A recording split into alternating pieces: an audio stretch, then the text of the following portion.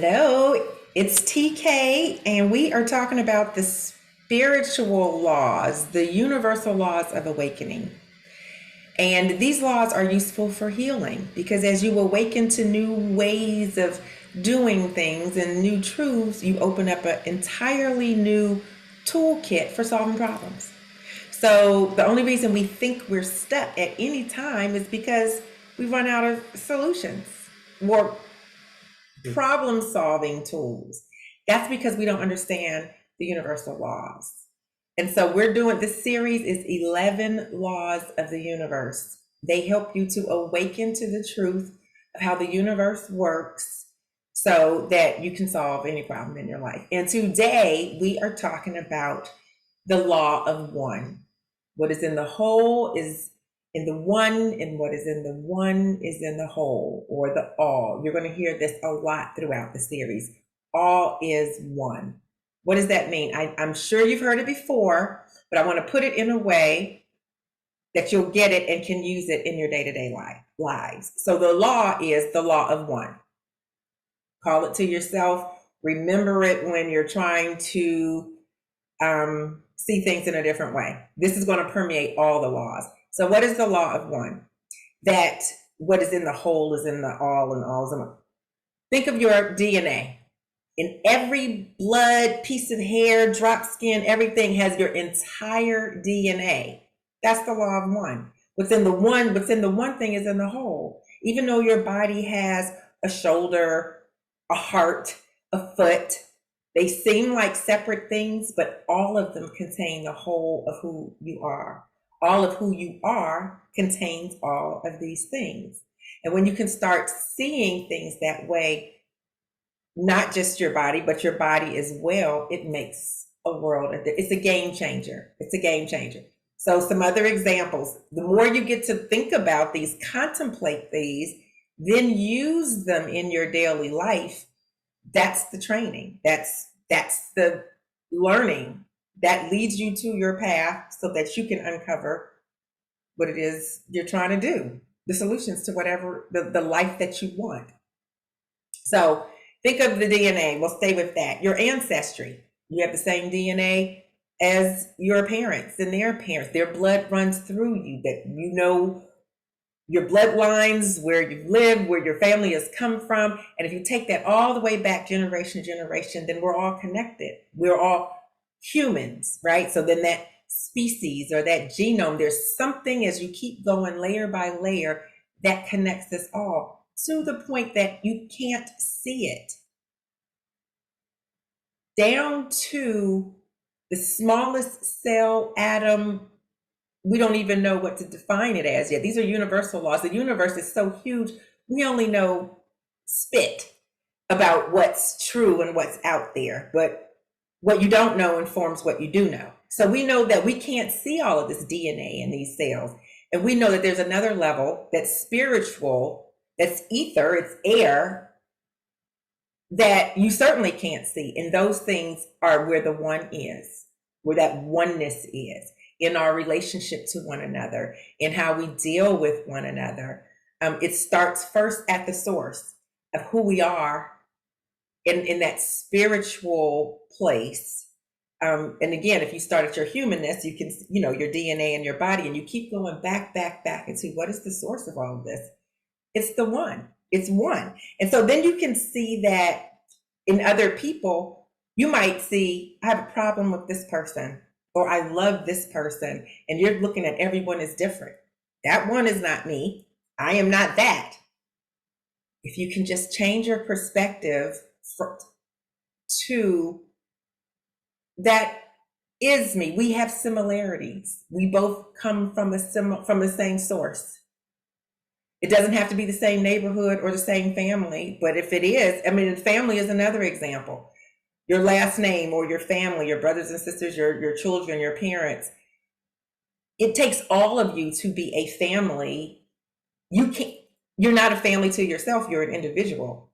But so to be a family, you have all of your family in you, all of the DNA, and it makes you you, but you're a part of that family. What is in the one is in the whole.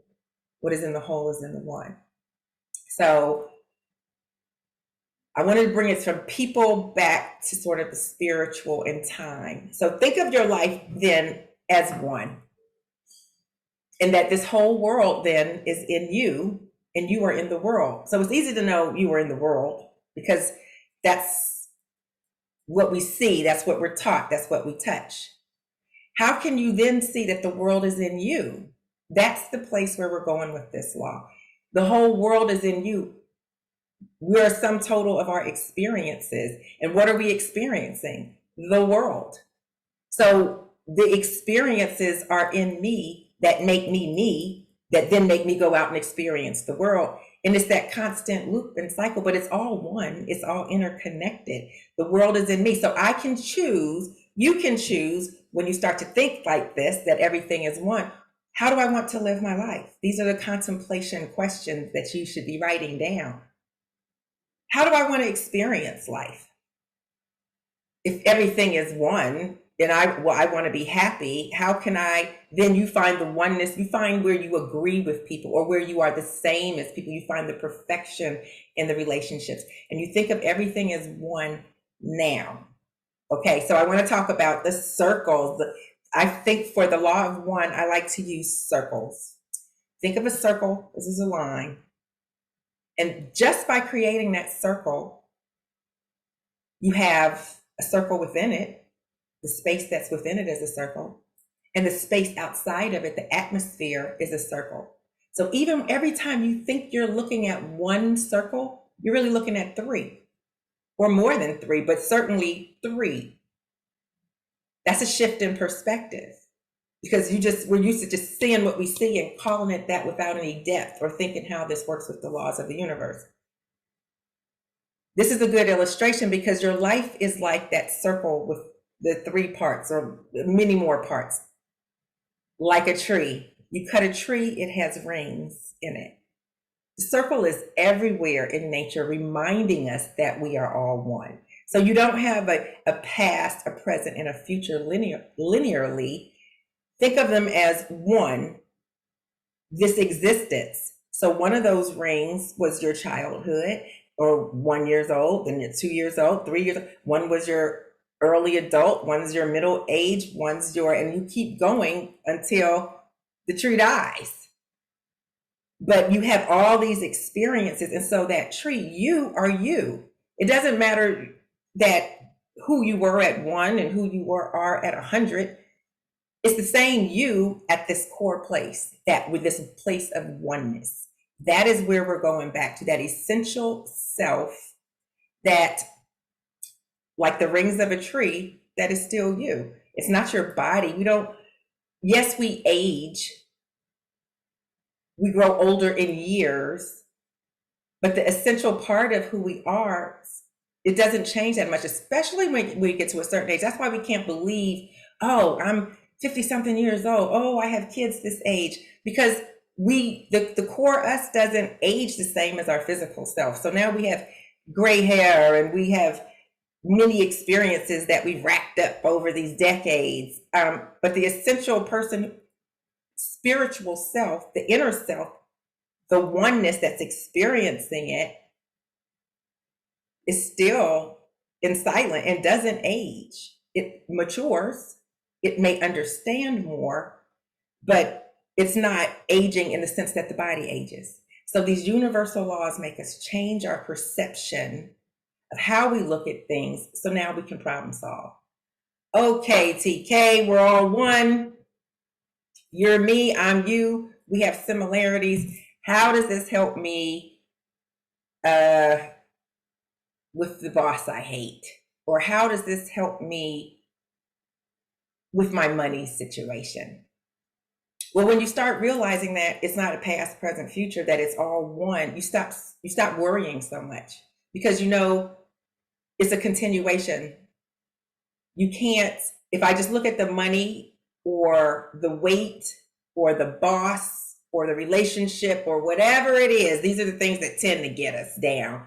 Whatever it is, if I look at it as it's only happening to me, I must have done something wrong, or I have some guilt or shame about it. That's the problem. When you start to see that everything is one and that this is a continuation, And we'll talk about ebb and flow. Everything comes and goes. Everything's in relationship to everything else. So the more you get into these laws, the more it'll make sense. But this is critical, that it's all just one. So I don't have to, when you realize the law of one, I don't have to punish myself or now feel guilty because I'm in an undesirable situation.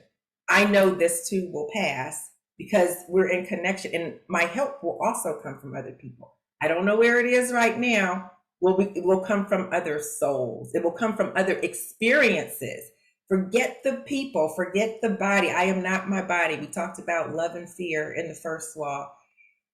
You are more than your body. We've got the body and the five senses. We're talking about using the universal laws that you can't see, that you have not been using to its full effect.